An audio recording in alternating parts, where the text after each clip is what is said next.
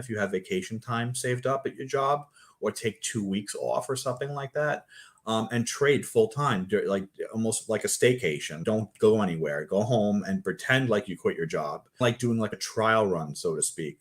I know you're killing your vacation days, but that's a good way of getting in the mindset of doing it every day to see what it's really. You might not like it. You might think that's a grind too, sitting in front of a computer all day. What's great about what I do is I really only need to trade a couple hours a day. I do day trade too, so I like doing both. That's another thing. You can develop a strategy where you're swing trading, similar to what I teach, the basket trading of options, where your targets are weeks and months out. At the same time, you could develop some intraday, shorter term strategies at the same time, where you're kind of splitting your time between day trading and swing trading.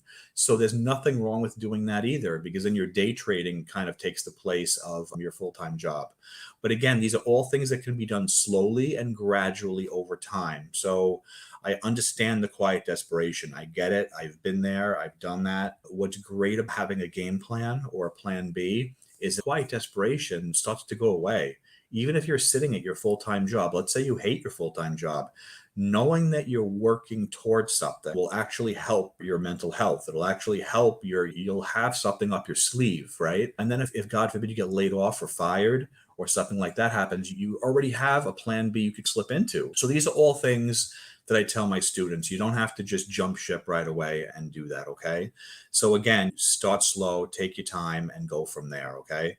So I hope this little bit of advice was helpful. A lot of people were asking about it, and I think that's the best way to do it, in my opinion. Again, it's just my opinion, but I've seen people successful and I've seen people not successful. And the successful ones always have a game plan. It was well thought out and they did it over time. Okay. So I hope that makes sense to all of you.